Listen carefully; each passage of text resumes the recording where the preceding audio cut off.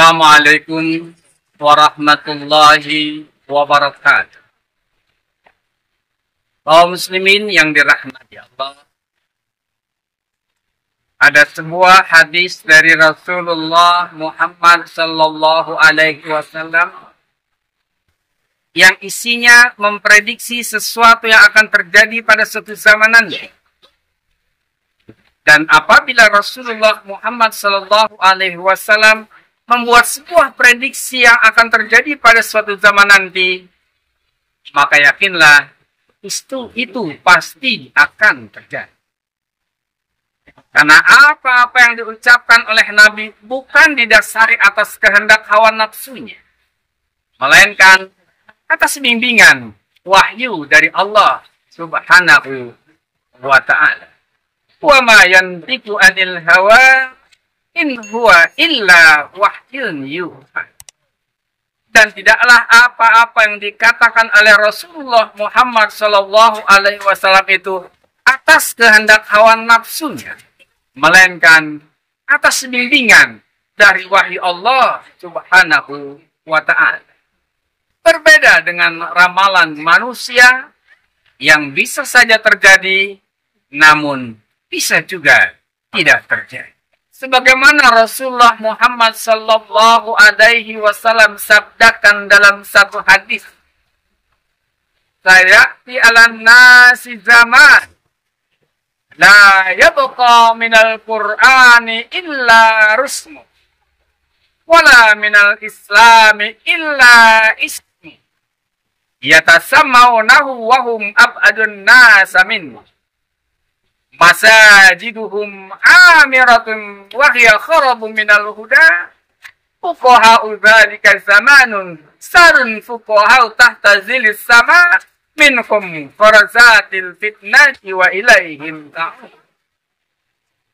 Akan datang satu zaman nanti menimpa umat manusia. Yang pertama, adalah Al-Quran, kecuali hanya tinggal tulisannya saja. Islam hanya tinggal namanya saja. Banyak orang-orang yang mengaku Islam, tapi jauh dari petunjuk Islam. Masjid-masjid dibangun besar-besar, isinya jauh dari orang-orang yang mendapat petunjuk Allah. Banyak para fuqaha yang mengeluarkan fatwa, tapi fatwanya menyesatkan umat. Apakah apa yang diprediksi oleh Rasulullah Muhammad sallallahu alaihi wasallam itu telah terjadi?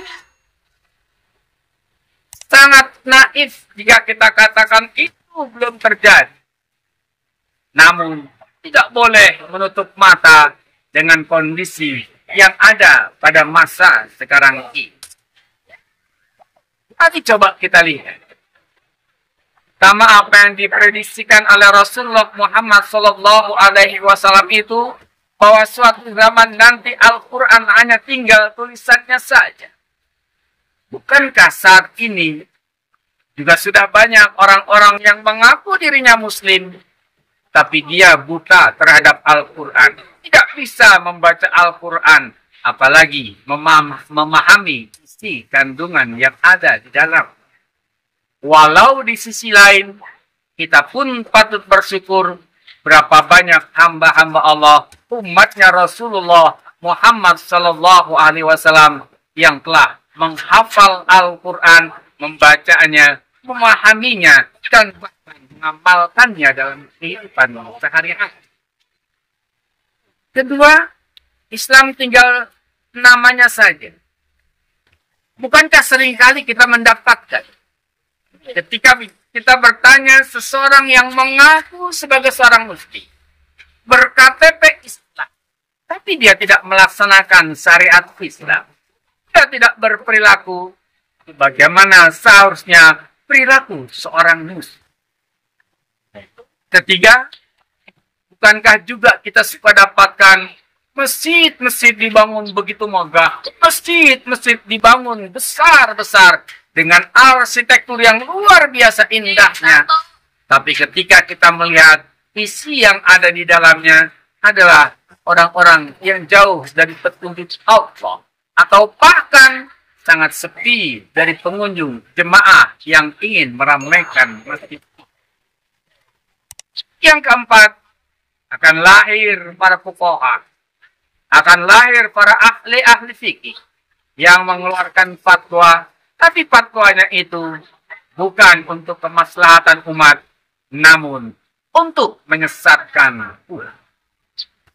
Bukankah juga kita sudah dapatkan ulama-ulama yang mengaku dirinya sebagai ahli fikih, tapi mereka mengeluarkan statement-statement, mengeluarkan pernyataan-pernyataan, mengeluarkan pendapat-pendapat yang justru membingungkan umat, dan bahkan ulama-ulama juga yang cenderung mengeluarkan fatwa, mengeluarkan statement, mengeluarkan pendapat demi membela kepentingan para pejabat-pejabat negeri. Oleh karena itu, marilah kita berusaha. Jangan sampai apa yang diprediksikan oleh Rasulullah Muhammad SAW ini menimpa pada kita ataupun generasi anak, cucu, keturunan. Bertanyalah pada diri kita, ma ta'buduna min ba'di.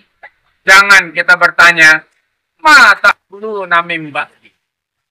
Tanyakan pada diri kita, apa yang akan disembah oleh anak kita nanti. Jangan kita sering bertanya, apa yang akan dimakan oleh anak cucu keturunan kita di masa yang akan datang nanti. Mudah-mudahan Allah hindari dan lindungi kehidupan kita dan keluarga kita dari apa yang telah diprediksi oleh Rasulullah Muhammad sallallahu alaihi wasallam tersebut. Billahi sabilil haqq.